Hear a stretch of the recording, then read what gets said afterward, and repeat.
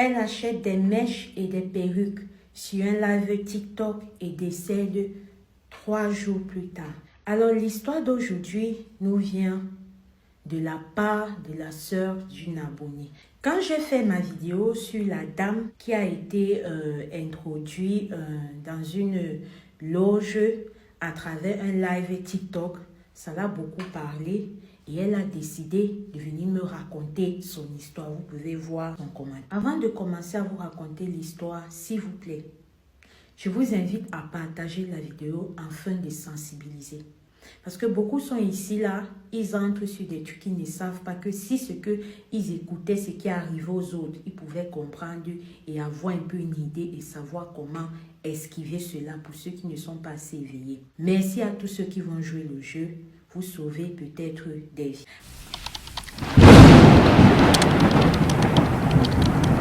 Alors, la dame me raconte que sa sœur était sur TikTok en train de regarder les pourtours et tout. Bref, ce que nous faisons tous au quotidien. Quand elle défilait dans ces pourtours, elle est tombée sur un live d'une femme qui présentait des perruques qu'elle vendait. Elle est restée sans entrer dans le live. Elle a regardé peut-être 1 ou 2 minutes. Le contenu l'a intéressée, ça l'a attirée. Elle a cliqué. Quand elle clique, c'est comme ça qu'elle entre dans le live.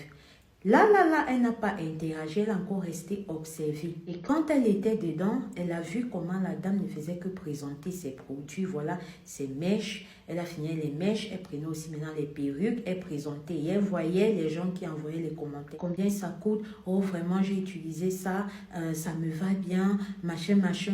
Elle dit que ce qui a attiré l'attention de sa sœur, c'est quoi? C'est que le prix vraiment pour la qualité des mèches, oulala, c'était tellement abordable, contrairement à ce que les autres vendent et ce qu'on vend même en Bengué ici. Là, elle a trouvé que c'était tellement abordable. Dans le live, la dame disait que, ok, si vous êtes intéressé, je vous invite à me contacter ou alors à monter pour pouvoir me poser toutes les questions. La sœur, premièrement, d'abord pour être sûre que voilà, elle ne va pas acheter tout et n'importe quoi, elle a d'abord demandé à monter. Quand elle monte, elle demande à la dame la densité. La dame lui dit que c'est de telle densité. Elle demande à la dame la provenance. La dame lui fait comprendre que ce sont des Malaisiennes. Elle demande à la dame, elle a encore demandé quoi? Attendez. Voilà. Elle demande à la dame que, est-ce que ça a une garantie? La dame dit que oui, vous pouvez utiliser ça maximum 6 mois. Je vous garantis, si ça ne va pas, vous me les ramener. Après avoir posé cette série de questions et tout, elle était vraiment d'accord que oui, ça répond aux critères de ce qu'elle veut. C'est comme ça qu'elle demande à la dame que comment commander et tout. La dame dit ok, regarde sur mon profil, il y a mon PayPal et tout. Donc là-bas, tu passes la commande. Une fois que c'est fait, tu m'envoies le reçu et tout. Notons que sur son profil aussi, il y avait des photos qu'elle a épinglées. Les 3 premiers trucs qu'on épingle là, c'était des photos des différents prix et tout. Bref, des diversités de produits et les prix. C'est comme ça que la soeur est encore partie. Elle a regardé tout ça. Elle a commandé, elle a payé le PayPal, elle a pris la capture, elle a envoyé à la dame dans son inbox que voilà, j'ai payé. Quand elle envoie à la dame lui dit ok, merci pour votre achat. Votre commande viendra dans pas moins de 24 heures. Notons qu'elles étaient dans la même ville en France. Donc c'est comme ça que elle a reçu sa commande effectivement à moins de 24 heures. Quand la sœur reçoit sa commande maintenant, hey, TikTok, je vous assure que toutes les histoires qu'on vient me raconter là, parfois moi je reste souvent comme ça la nuit.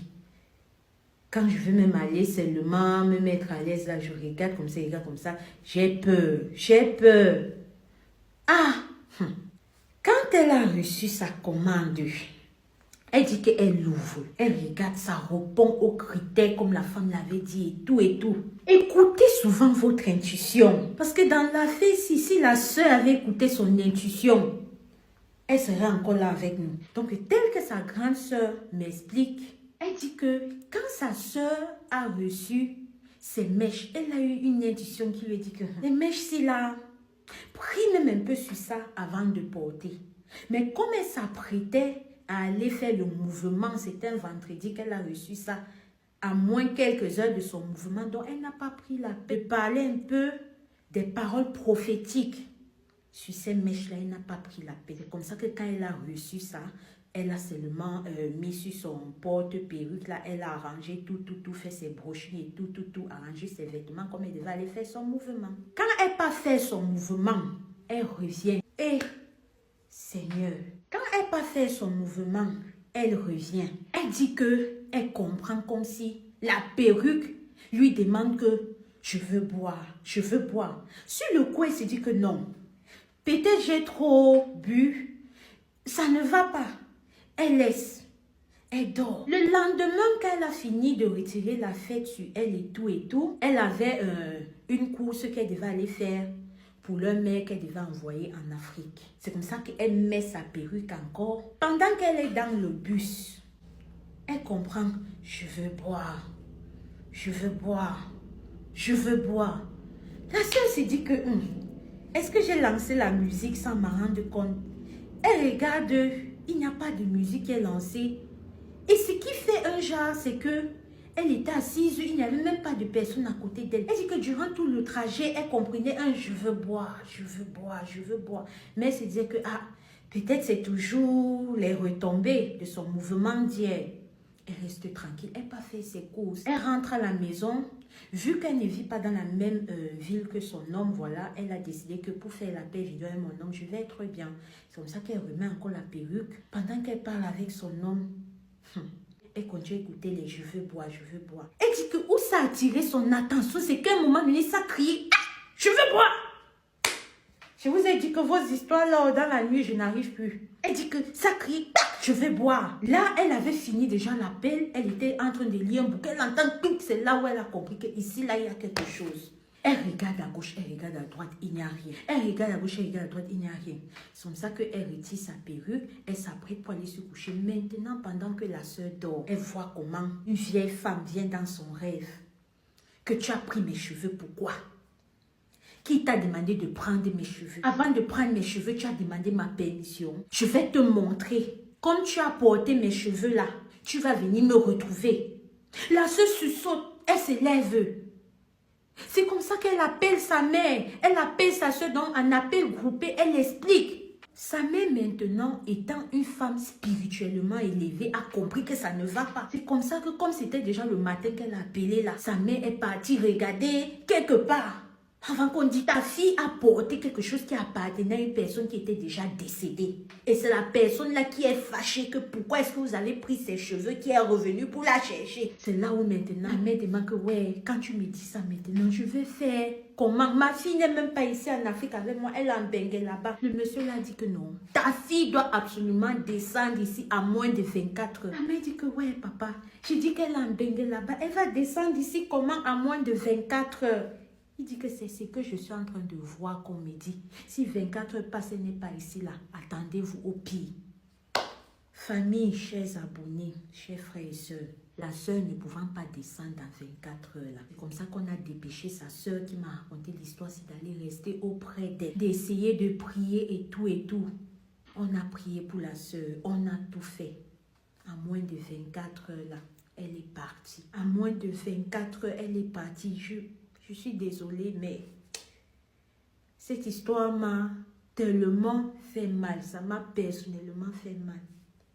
Gratuitement comme ça. Vous savez comment pour nos familles en Afrique, c'est difficile pour eux de nous faire monter ici. On arrive comme ça, ce n'est même pas que c'est la maladie qui t'amène. Ce n'est même pas que tu es resté même comme ça, que tu as fait quelque chose, tu as un peu tout en route là. Non. À cause des mèches. Je ne dis pas que on ne porte pas ça. Mais, en même temps, quand c'est ton jour et que c'est ton heure de passer par certaines circonstances, tu vas passer. Parce qu'on ne va pas dire que ne faites pas. Même moi qui vous parle, n'est-ce pas, ça peut m'arriver. Mais, si Dieu a dit que c'était ton jour et c'est comme ça que tu allais partir, non. Mes sincères condoléances à la famille de la sœur. Si vous tombez sur cette vidéo-là, je te remercie à toi qui m'as parlé de cette histoire parce que je suis sûre que ça va sensibiliser énormément. Merci. Vraiment les filles, j'espère que cette vidéo pourra vous apprendre beaucoup de choses. Quand j'ai tourné cette vidéo-ci, la personne qui m'a raconté cette histoire, j'étais tellement étonnée, j'étais tellement stupéfaite parce que vous-même, après l'avoir écouté, les détails et tout, il y a certaines choses que tu te dis, non, c'est pas possible. Il y a tellement de choses que les gens vivent que tu te dis que non, c'est pas possible. Et pourtant, c'est bien possible. La seule chose que nous devons faire, voilà, on ne peut jamais être à 100%, comment dire, vigilant ou vigilante, mais on peut quand même limiter certaines choses. On peut limiter certaines choses. Sinon, s'il y a certaines choses qu'on esquive, ce n'est pas parce qu'on est très fort, c'est parce qu'il y a un Dieu en haut là-bas qui parfois comprend que non, on ne mérite pas ou non, ce n'est pas notre temps. Vraiment, cette histoire m'a dépassée. Oh.